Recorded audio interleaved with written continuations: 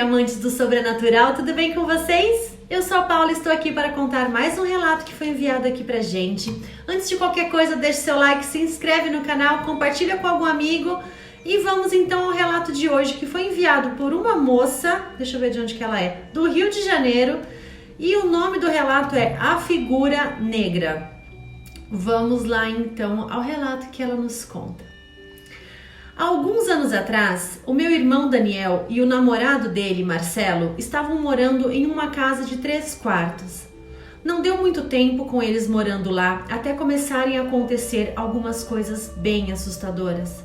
As experiências pareciam se centralizar no Marcelo, para a infelicidade dele. Numa noite, Marcelo estava dormindo sozinho no quarto de visitas. Acho que ele e o Daniel estavam brigados, mas não tenho certeza. Ele teve aquela sensação que você tem quando tem alguém te observando.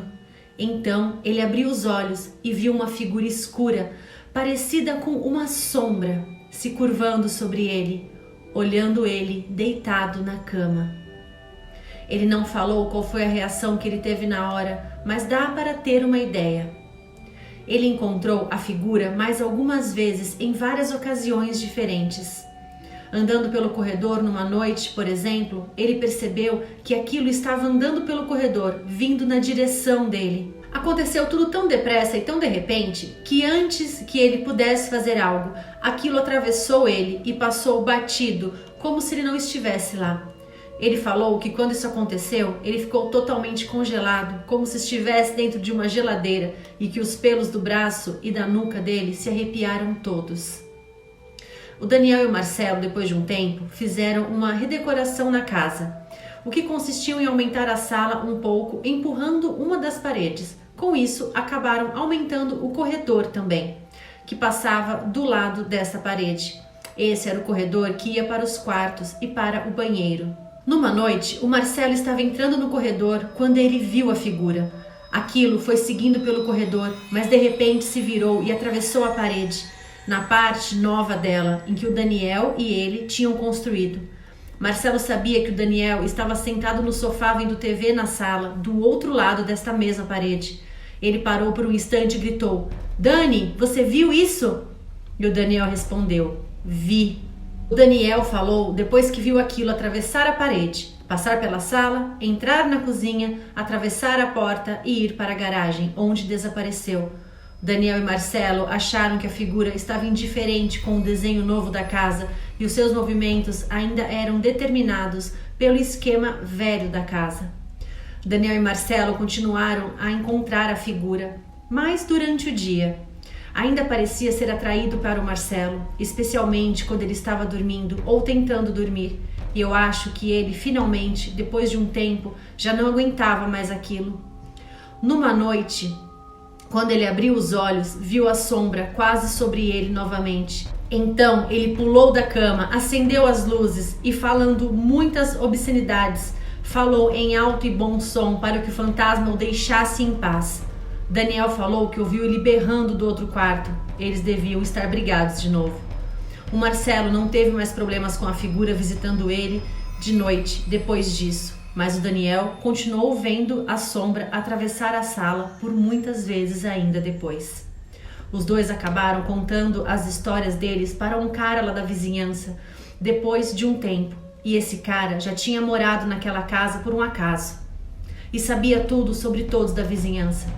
Ele falou que nos anos 70 um garoto tinha morrido lá naquela casa, aparentemente de overdose de drogas.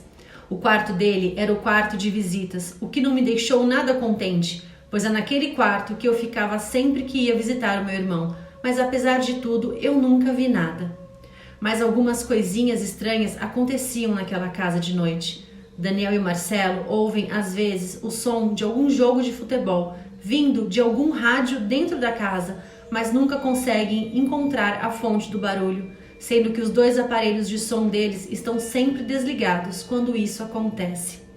E finalmente, um dos garotos da vizinhança que toma conta do cachorro deles quando eles estão fora da cidade teve uma estranha experiência.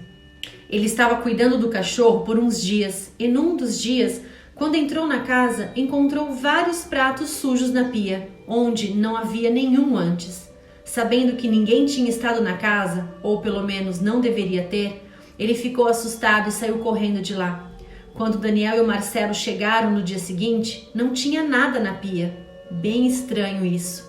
O Daniel e o Marcelo se mudaram daquela casa há alguns anos atrás e estão felizes da vida por não estar encontrando atividade paranormal nenhuma na casa nova.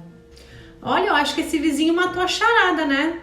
Se um rapaz havia morrido de overdose, normalmente esses espíritos ficam perdidos, assim, né? Não que eu tenha todo esse conhecimento, tá, gente? Eu me baseio sempre por vários relatos que eu já escutei e tudo mais.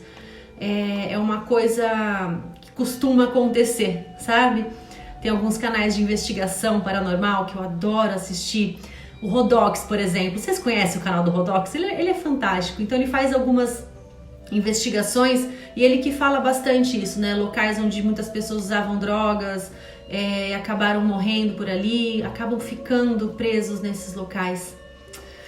Interessante, adorei o relato, viu, moça? Muito obrigada por ter enviado, um beijão pra você. Então é isso, meus queridos e minhas queridas. O relato de hoje foi esse, eu espero bastante que vocês tenham gostado. Por favorzinho, não esquece de deixar o seu like e eu aguardo vocês aqui num próximo relato. Um grande beijo, fiquem todos com Deus. Tchau, tchau!